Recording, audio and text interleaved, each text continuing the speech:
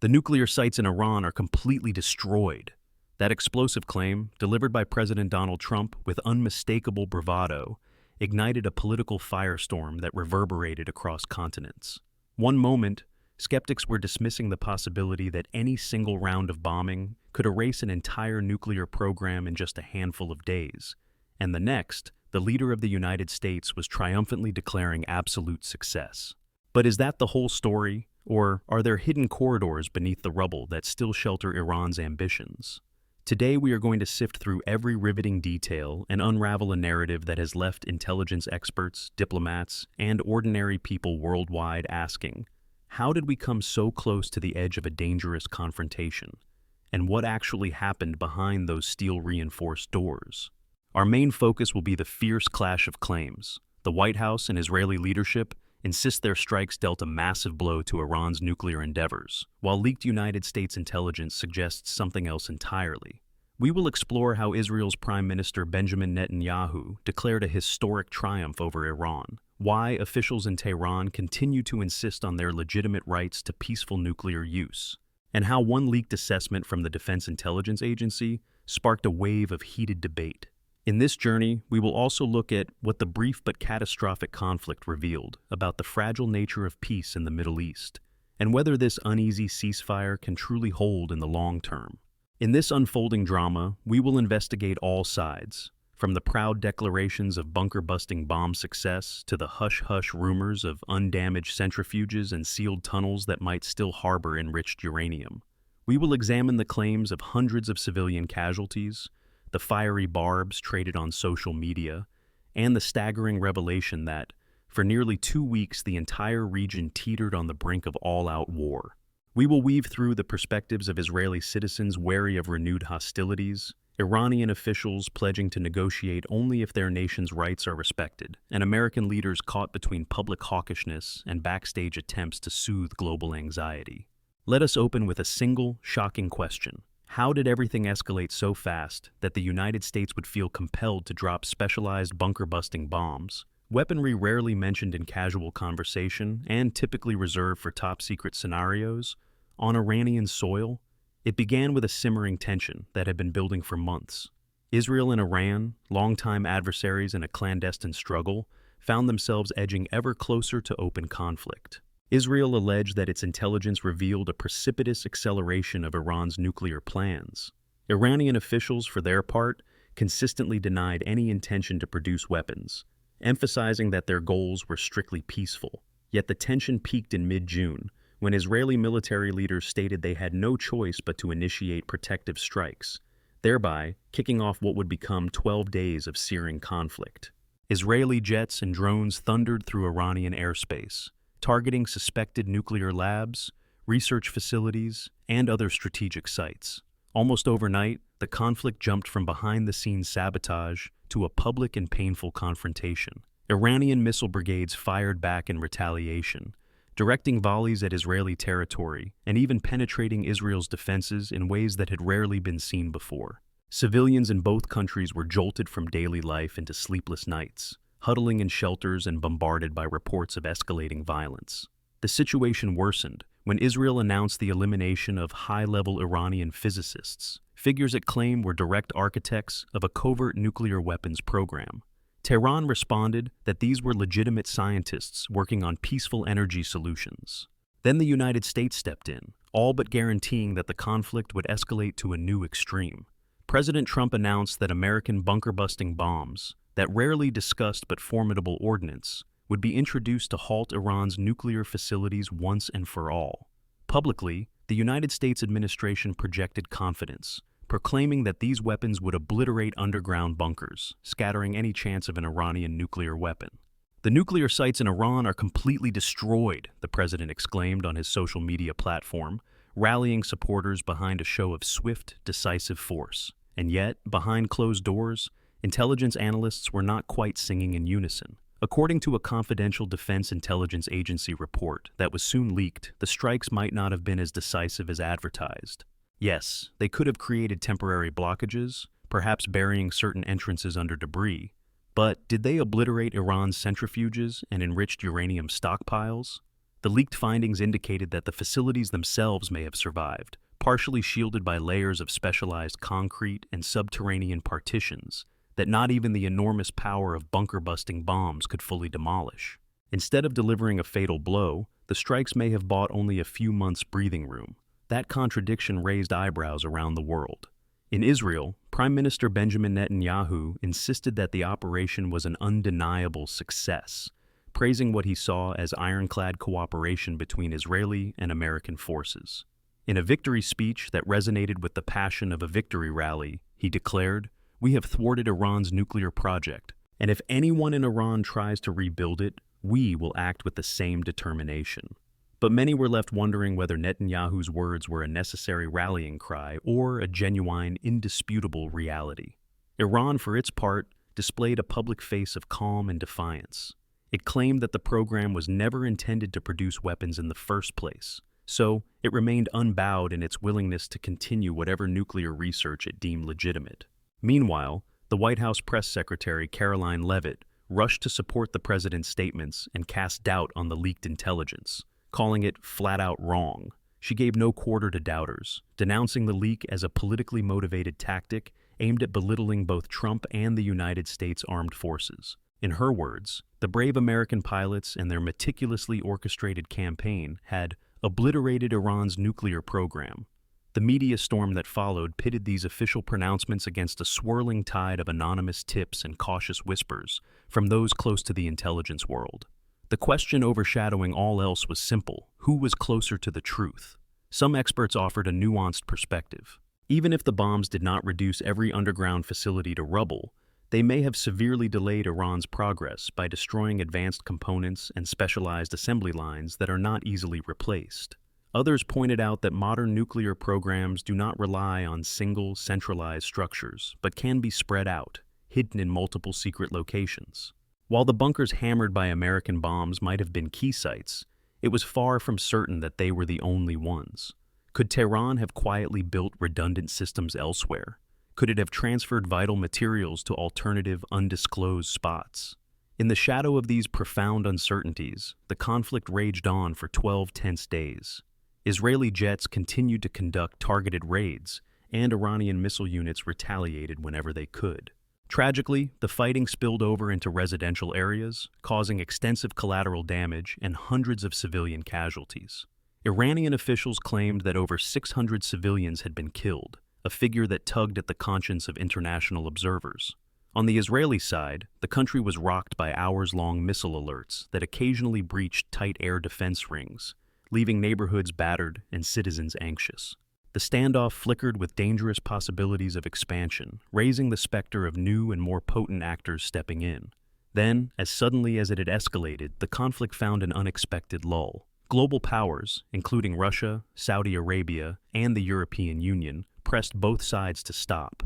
Tehran signaled it was open to a ceasefire if Israel was willing to reciprocate.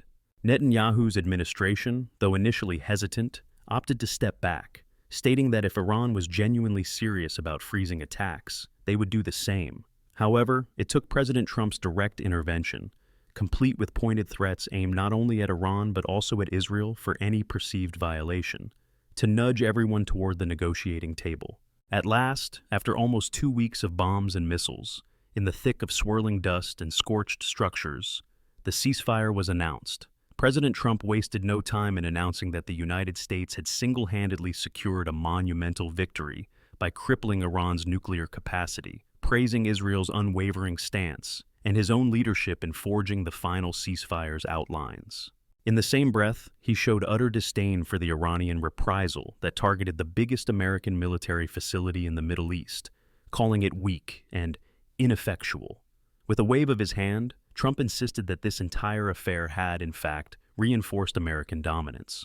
Yet, many analysts wondered if the swift ending, combined with a suspiciously measured Iranian response, was a sign that both sides, indeed all sides, were too fatigued and wary of the potential cataclysm to let the volleys continue. Standing on the opposite side of the argument, Iranian President Masoud Pezeshkian called for a return to negotiations, but only if Iranian rights to develop and use peaceful nuclear energy remained undisputed. His words suggested that the story was far from over, Could the world soon expect to see a new round of tensions should another perceived threat emerge? Would the big powers re-engage in diplomacy with fresh energy? Or would the cycle of punitive strikes resume the instant someone in Tehran tested a newly assembled piece of nuclear research equipment? These dilemmas gripped policymakers, leaving watchers to speculate on how precarious the next few months might be. Annual watchers of Middle Eastern conflicts pointed out that the real victims were the citizens. For the inhabitants of Tel Aviv, Tehran, and countless other cities, life during these 12 days felt like a terrifying haze of air raid sirens, uncertain nights in bomb shelters, and a flood of rumors. Many Israelis said they were desperate to believe that the ceasefire could hold, that no new rocket salvos would force them back under cover. Meanwhile, in Iran, families who had lost loved ones demanded answers about why everyday citizens had been caught in the crossfire of geopolitics. If these revelations about clandestine nuclear facility tunnels have you on the edge of your seat, take a moment to show your support by tapping that like button or subscription option. These historical twists can often vanish under the next big headline, so your engagement truly helps keep the spotlight on stories that deserve deeper exploration. In addition to the shock of actual warfare, the entire conflict rattled the world's perception of alliances and deterrence. Much of the globe's focus had been diverted by other pressing matters, but as soon as American bombs fell, countless questions erupted. Had the region learned anything from previous escalations, or were new mistakes overshadowing old lessons? Countries like Saudi Arabia welcomed the ceasefire, perhaps relieved that the nuclear specter would not leap across the border. Russian leaders, speaking through Kremlin spokespeople, expressed a mix of official neutrality and quiet concern. A more volatile Middle East would complicate their own strategic objectives in Syria and beyond. As for the European Union, many leaders retreated to the notion that the entire fiasco might unravel attempts at forging a stable nuclear agreement with Iran. If the bombings proved fruitless, if indeed the centrifuges were merely buried and could be reconnected in the near future, then Europe's efforts to sustain a pact that limited Iran's nuclear capacities in exchange for sanctions, relief could be set back dramatically. By the time French President Emmanuel Macron weighed in, warning of increased risk that Iran would shift part of its program to more secretive locations, the possibility of a renewed arms race in the region loomed large. Yet, one might ask, if the claims of total destruction were exaggerated, what does that mean for the future? Some prefer to take an optimistic angle, suggesting that even a temporary setback can create time for fresh diplomatic channels to open. If cooler heads prevail, perhaps the memory of how close the countries came to total devastation might ignite a more determined effort to solve differences at the negotiating table. Others, however, fear that incomplete destruction of nuclear facilities could heighten Iran's resolve to protect them better than ever, leading to a future confrontation that could be even more catastrophic. All the while, a second parallel question occupies the minds of Israeli leaders. How did the conflict, once finally paused, point Israel back toward a crisis in Gaza? Israeli military chief Eyal Zamir, in a statement given after the ceasefire, hinted that the next step would be refocusing on Gaza, a territory that has been a focal point of tension for years. The Israeli opposition, along with the Palestinian Authority and hostages' families, has demanded an immediate shift to negotiations or a permanent peace deal that addresses the core issues fueling the cycle of violence. Many wonder if the battered public, exhausted from bunkers and fear, might be more open to compromise, or perhaps they will be emboldened by what their government calls a historic victory and demand further action. Seen from one angle, the entire scenario underscores a universal truth: that war is rarely about winning or losing outright, but rather about the immeasurable impact on everyday individuals. Families mourn the loss of precious lives. Children in Israel and Iran grow up with the memory of bombs overhead, uncertain whether they can truly sleep soundly at night. The battered enclaves, the journalists scrambling to retell the narrative, the global observers anxious about nuclear proliferation, everyone has been left with a sense that, at least for a few precarious days, the region hovered dangerously over a precipice that threatened to swallow it all. As talk of negotiations begins anew, the role of the United States emerges once again. While some hail President Trump for projecting a strong hand, others criticize him for inflaming tensions worldwide. The bunker-busting bombs represent not just high technology, but also a willingness to approach nuclear standoffs with formidable force. Has this demonstration convinced nations to stand down, or has it simply underscored the precariousness of a system where swift, unrestrained power can be unleashed at any moment? And that question leads us to one final point: the rumors of backroom diplomacy. Rumor has it that certain individuals in the State Department have been discreetly encouraging dialogue with Iranian counterparts, quietly reaffirming that the United States is not seeking an endless cycle of conflict. Possibly, these hush-hush meetings could lay the groundwork for longer-lasting engagement. Still, the tension between public posturing, bold exclamations about destroyed bunkers, and private admissions that only a handful of tunnels were truly collapsed remains stark. If you have stayed with us through these revelations, do not forget that your engaged participation can shape how these events are perceived and discussed. If this deep dive into international power plays captured your interest, feel free to share this story or show your support by following along for more analyses. The more interest we rally, the deeper we can explore these complex arenas of policy and conflict. Ultimately, one unsettling reality ties all these threads together. Destructive wars can erupt faster than the global community can blink, and the path to peace may hinge on intangible factors such as trust, negotiation, and mutual respect. As the dust settles over Iranian facilities and Israeli cities, as Washington breathes a cautious sigh of relief, and as world powers look to salvage the next stage of nuclear diplomacy, the lessons of these 12 days must not be forgotten. First, we learned that popular claims of complete destruction can sometimes mask the truth of partial damage, leaving open a door to deeper nuclear entrenchment.